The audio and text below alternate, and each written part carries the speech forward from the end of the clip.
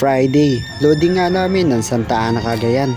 Final appraise sa BBC Nueva Ecija. Nung una tatlo nga silang in-entry ko, pero si SBR lang yun natira. 4 points na siya, pero pagdating ng Apari Cagayan nagka-top siya. Kaya naman kinakabahan ako, sana kayanin pa niya yun Santa Ana. Grabe, ganito pala kalayo yung babiyahihin ng club namin papunta sa release point. 482 kilometers nga yung babiyahihin nila para lang makarating sa release point. Sunday, pinakain at pinainom na yung mga kalapate namin bago pawalan. Syempre naman, para meron silang lakas lumipad papauwi dito sa amin.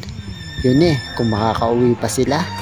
Dahil ang lili pa rin lang naman nila 332 kilometers air distance. Malapit lang naman yan kumpara sa South Race, pero ang dadaanan nila matataas na bundok. At dumating na yung oras na pinakahihintay ng lahat, ang abangan. Meron na rin ilang nag-clock ng mga oras na yan, yung matitibay at malalakas ang loob na kalapate. Tumikda lang ang story short, lumipas nga ang ilang araw, ilang linggo at ilang buwan, hindi nga nakauwi yung ibon natin. Pero isang araw nagulat na lang ako, abangan namin Sunday second lap derby sa CLRPC nung may dumating na ibon.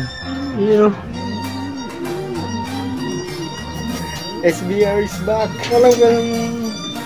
Kung saan to nawala kung sa Apari o sa Santa Ana after 1 month na ito. Pabalik pa yung SBR natin. Alright. Andun pa yung intact pa yung kanyang sticker ayun, sino kaya nagalaga dito? Sakto abangan namin ng saan dun.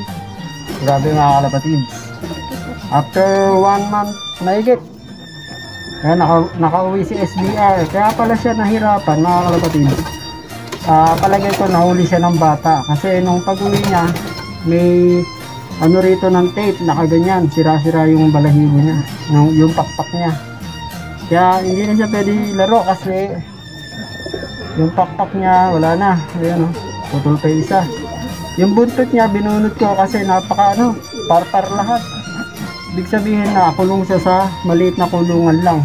Sigurado ko bata lang nakahuli.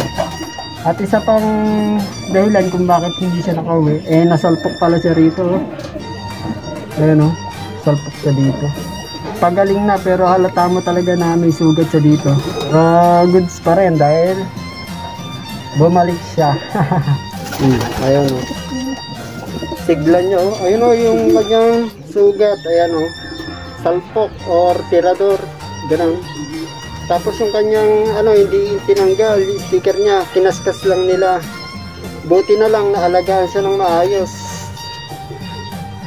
hindi siya kinatay o binenta.